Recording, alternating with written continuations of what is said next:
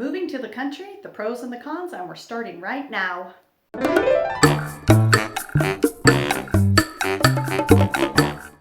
Thank you for joining me today. My name is Lauri Howes and I'm a realtor with United Real Estate Properties here in Eugene, Oregon. And today we're going to talk about the pros and the cons of moving to the country. I hope you enjoy our videos, so let's get to it. Have you ever dreamt of moving to the country, giving your family room to grow, room to run, to grow a garden, raise some chickens, become more self-sufficient? Well, I hope this video, the pros and cons of living in the country, helps feed your dream, or maybe it'll make you realize the city's not too bad. Today we're going to start with those pesky cons so we can end on a high note with the pros. Con number 1. Consider the cost of equipment. The cost of equipment to make your life in the country a little less labor intensive can be quite expensive. While you can get away with that nice little self-propelled lawnmower, in the suburbs, you might not be able to tackle your new place with your current mower. Here in the Willamette Valley, we have the blackberry. Just keeping the blackberry bushes from taking over is a full-time job in itself. So while you're considering that move to the country, do a quick shopping list of some equipment that you might need. One would be a tractor. A tractor with a brush hog would be helpful. Depending on if you're living on level, pasture type land or wooded land, will definitely steer you towards the correct equipment to purchase. A weed eater is a must, so definitely add up those costs. And number 2, a car or other form of motorized transportation is a must. Let's face it, you're going to need reliable transportation to get to and from the city. You need to consider the cost of gas, upkeep on your vehicle, if you're used to riding a bike or walking for all your needs in the city. Also, you need to consider the extra time spent in the vehicle going to and from work and doing errands. You can spend probably, depending on where you're living adjacent to the city, either a couple hours in your car, which takes time away from your family and the peace and quiet of your country property. And number 3, no quick trips to the store when you run out of toilet paper or other essentials. If you're lucky enough to have a mom and pop store close by, be prepared to pay the big bucks for that much needed item.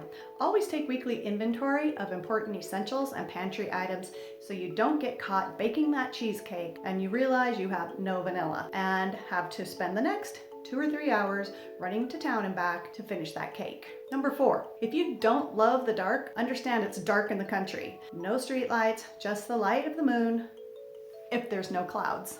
And it's going to be very, very quiet. Aside from this,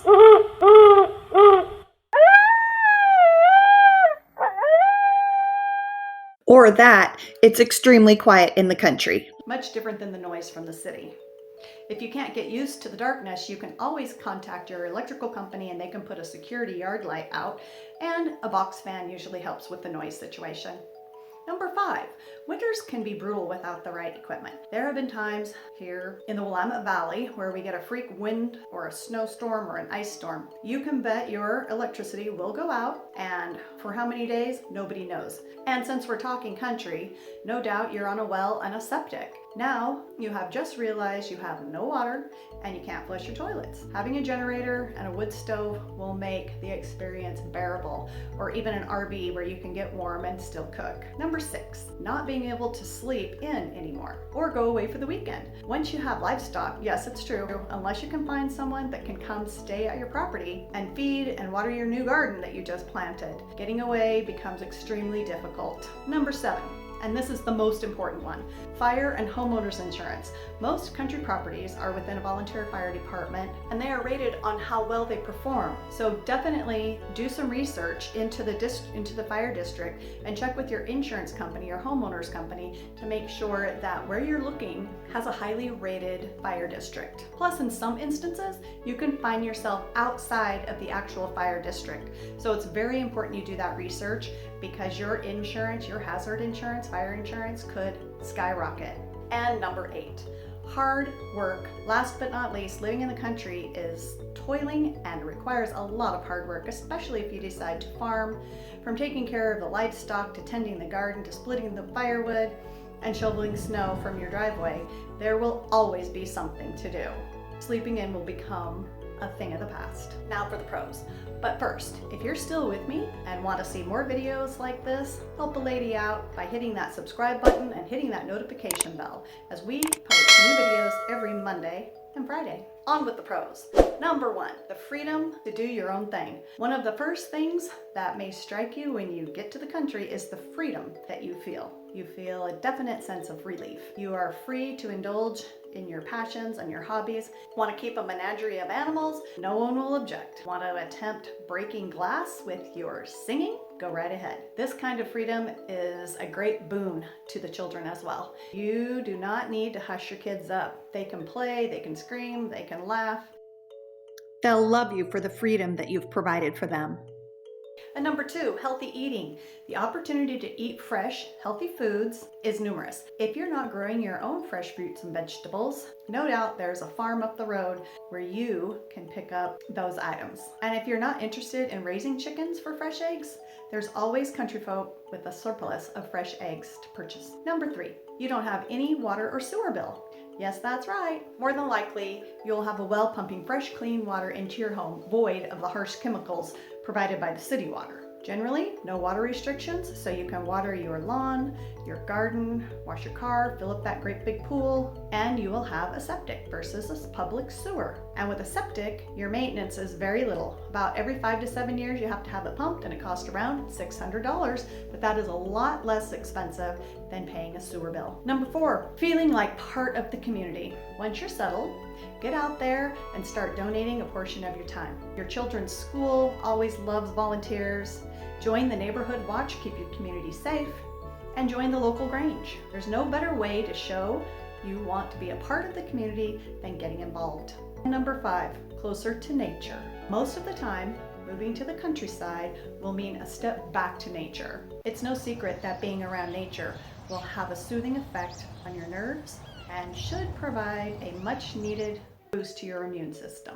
Number 6, increased level of safety. Moving from the city to the country should give you a higher level of safety, thanks to the fact that most rural communities are much more closely knit and friendlier than the big city communities. As a result, most people in more rural small towns and villages know each other, which enhances the overall safety.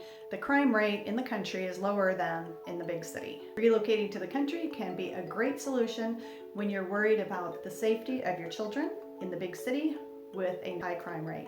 And number 7, the fresh air. A country life is good for the lungs. In the country, you'll find lower pollution levels. This goes hand in hand with the brilliant fact that there's generally less traffic. If you can avoid getting stuck behind cattle in the road and slow tractors, it's a win-win situation. And if you're sick of car fumes, the country's where you need to be. Number 8, recreation just outside your back door. This is in conjunction with number 5, being closer to nature from hiking, biking, fishing, and kayaking. These things are usually just minutes away. Well, that's a wrap, folks. I hope you enjoyed these 8 pros and 8 cons on moving to the country. I'd take the country over the city any day. Want to see more videos from us? We post new videos every Monday and Friday, so go ahead and hit that subscribe button and ring that notification bell so you don't miss any of our future videos. Thank you so much for joining us today. You have a great week.